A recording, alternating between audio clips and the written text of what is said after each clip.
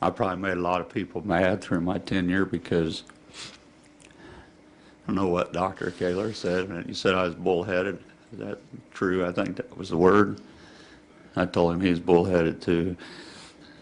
But I went as hard as I could. I was on a mission. Probably part of my problem is I've hit my head against the wall too many times, too many years. But I've been able to be a part of building a lot of programs. I've kept my tradition up by getting projects started and never getting to be in them. But I guess that's who I am and what God put me on earth to do. I just hope that He figures something out for me to do. So with that, I'll take any questions.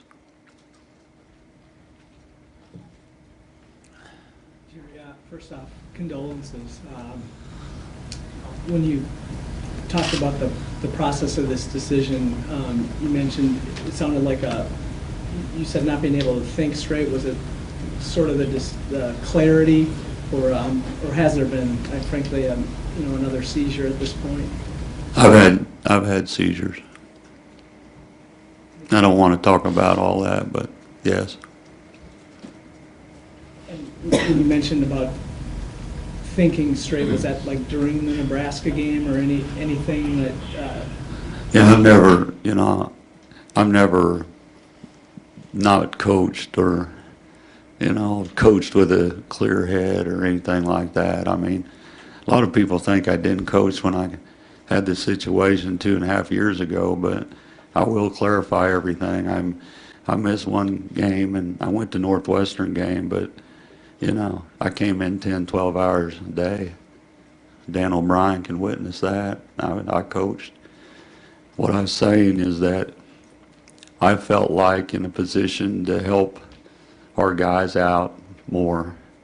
I needed to be more, I wanted to be myself. I wanted to be Jerry Kill. I wanted to coach the way I want to coach. And so that's all I'm saying. I don't want to be a liability. I don't want somebody to have to worry if I'm going to drop on the field.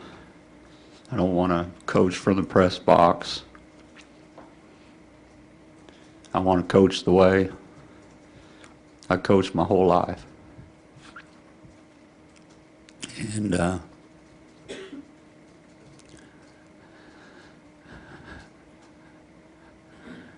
I still want to coach. I was at practice yesterday after having 2 seizures. And probably wasn't supposed to go there either. But I didn't give up. I said, I made my decision, but I said, maybe not. Let me go out here and give her one last shot. But walking off the field, I think Tracy and our staff can do a better job than I can, because the kids don't need to see some guy coming out there, and they know when I'm not myself, and then that reflects the team. And I said from the day that I came in that I would not steal from the university, and I have not. I've worked I don't have any more energy. None. I've left it all right here in the great state of Minnesota, and I have no regrets. But I've never listened to a doctor ever. And when I had cancer, I was cut open and was on the road recruiting in 5 days. But I'm going to listen this time, because that gal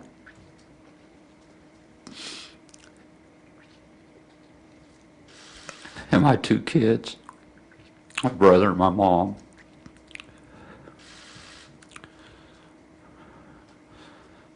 Or more, they need me more down the road, and at the end of the day, I've got kids from all over the country.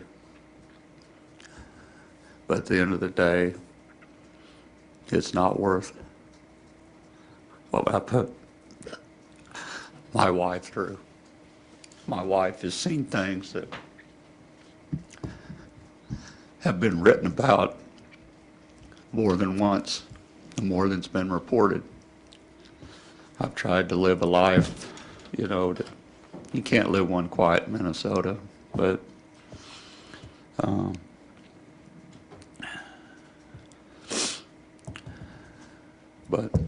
long answer to the question. Jerry, obviously it's a sad, devastating moment for you, but can you maybe reflect on what you've done for this program in terms of putting it on solid footing again? Well, I think the people in the state of Minnesota have done that. I don't think Jerry Kill's done it, but I think that Rebecca and I and a lot of people in here and coaches, but I really haven't had a chance. From the day I walked in, I kept a folder and I put it in there. And I put in when we started. I looked in there when Coach Kill isn't here anymore. There's a lot of paper in that thing. So there's no question in my mind that the program's better, and it's been a group of people make it better. Not Jerry Kill, but I'll look forward to taking a reflection on it. And when sometimes when you get away from things, you maybe can see things better. So, but have I had a chance to reflect on it? No, this is like one of these press conferences when you get a job and you just roll in, or you get fired and you roll out, and you're no longer coaching. I guess you roll in for a little bit. So, what other questions? Would you entertain, is the goal to maybe stay? Would you entertain a job within the athletic department, whatever that is? Would you like to stay?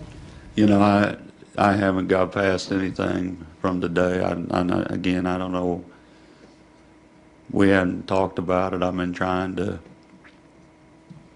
just kind of survive the situation, and but I know I can't. Dan said I could coach Casey, but I can't coach I can't do what I love doing anymore. I think that's the most thing I've reflected on. You got to understand, you all done some things a long time. I've done this for 32 years. I've been a head coach, counting high school, 24 years. That takes a lot out of anybody. So God's probably telling me it's just time. Jerry, when did you first have a feeling that you might have to make this decision? It was a matter of a couple of weeks, or? Yeah, it's just been.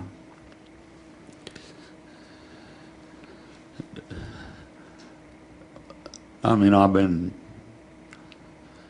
don't really know how to explain that. I went through a bad situation 2 years ago, and I'm headed right back there.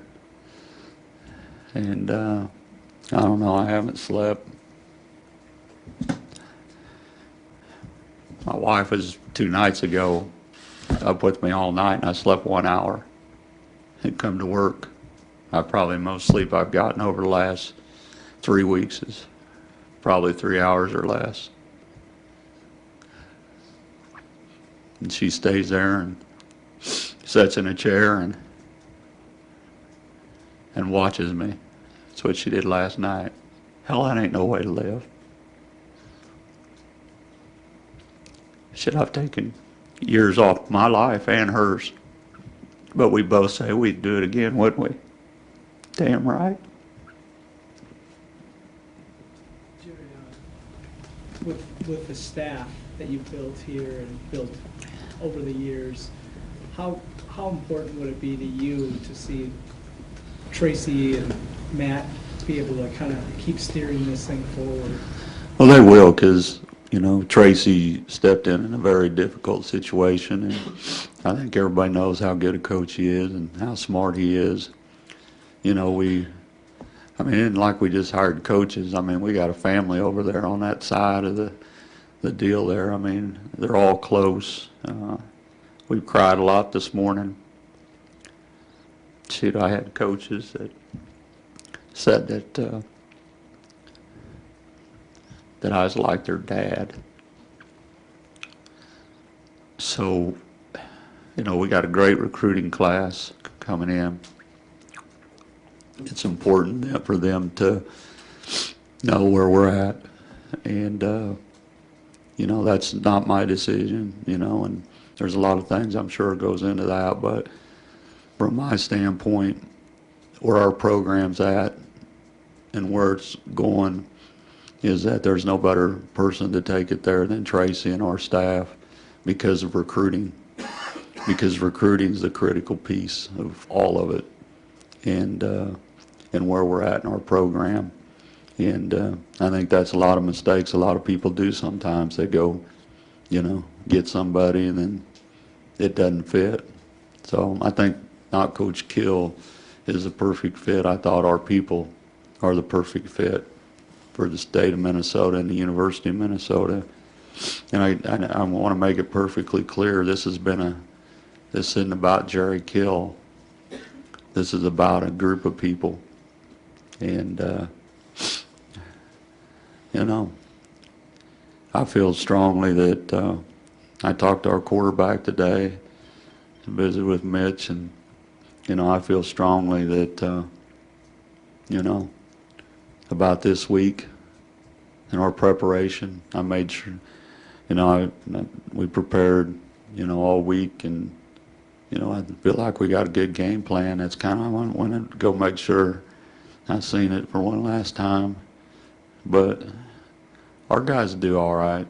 Just wait and see. They'll do all right. And, you know, that's what I think. Have you thought yet whether you'd like to go out to the games the rest of the year? I haven't thought. I haven't thought anything about that. That's the next bridge to cross. I'm just being honest with you. I didn't call my mom until last night. She's in shock. I didn't tell anybody, because you can't tell anybody, because if you tell somebody, they tell somebody else, and then it's all over the place. So, you know, my mom just said, "Are you okay?" I said, "No." And she said, "I love you," and that wasn't a very long conversation. But we don't know what we're going to do. That's in the big man's hand. I don't have a clue. I've had a bomb dropped on me. And go ahead. Coach, you mentioned speaking with Mitch. Are you going to speak with the rest of the team here today, or what's the plan with that? Oh no, I would never do that. I spoke to our team this morning. I talked to our coaches at 6:15 or what, 6:30. I talked to our players at 7:15. I looked every one of them in the eye, and I told them the same thing I've been telling them since I've coached them, and I've all told them that, you know, you can't do football forever, and I told them that I can't do it forever. Don't be like me. I don't know what the hell I'm going to do.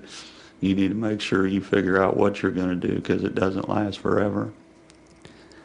I told them that, not taking care of yourself, and it's not that I haven't tried, but you know, I talked to him about taking care of your body and making sure you eat right, and sleep right, and stay away from drugs, because I got to take them.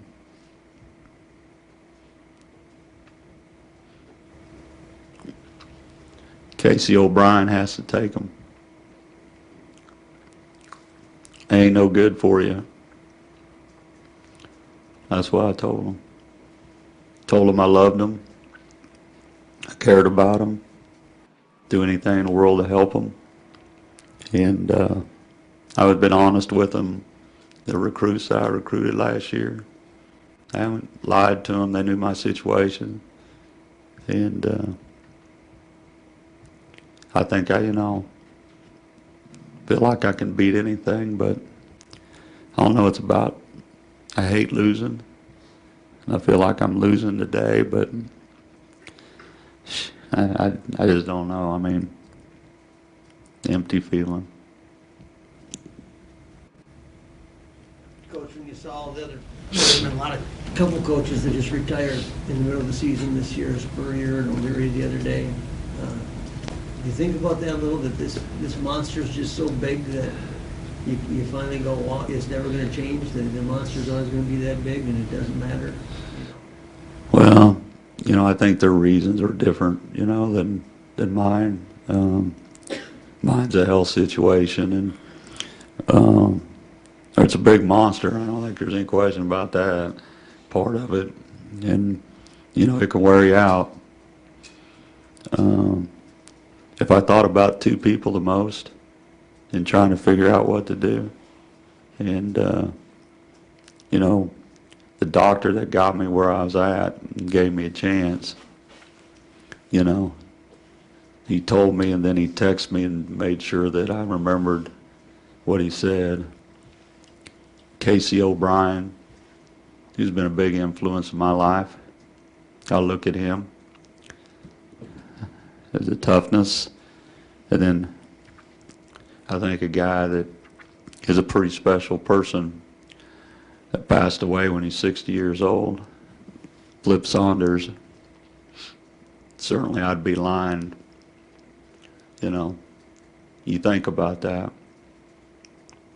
And but even with that said,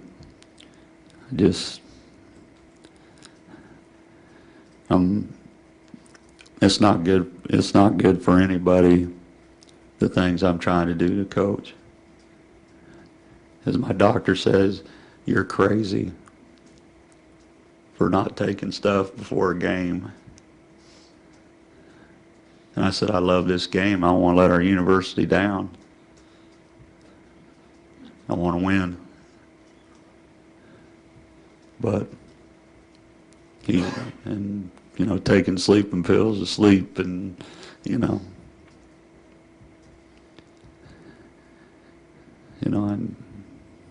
ain't worth it. Any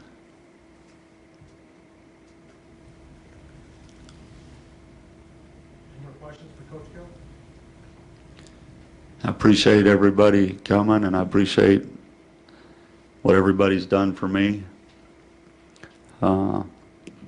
through the good times and the bad, but I feel like I've always been treated fairly by everyone.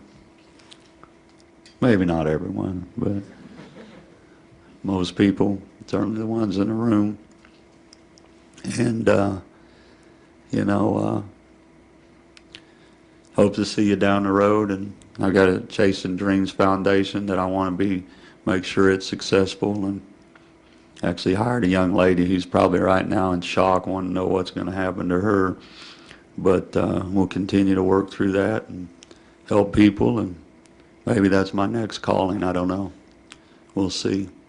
But again, I appreciate everybody coming out. I appreciate, President Kaler and Beth and Dan and all the people that are in here for what they've done. Like I said, there's a couple in here. Like probably said, boy, I'm glad the old ball coach is gone, but I'm just the old ball coach. That's who I am. I don't write no speeches. I just tell it like it is, and sometimes that ain't so good, but that's who I am. And I did tell you this, I've given every single ounce to the game and the state of Minnesota that I could. And I've never cheated President Kaler. I never cheated the university one time. I didn't steal, and I ain't gonna steal anymore, because I'm a guy walking away from a whole lot of money. A whole lot. But if I can give anybody any advice, count on your health instead of yourself, and count on God instead of yourself. I don't think that came out right. Count on wealth. Let's see. I messed it. Count on your health instead of your wealth, and count on God instead of yourself. Takes me a little bit to get all that out. Because at the end of the day, if you don't have your health, you don't have God, you ain't going to make it. So, God bless y'all. Thanks.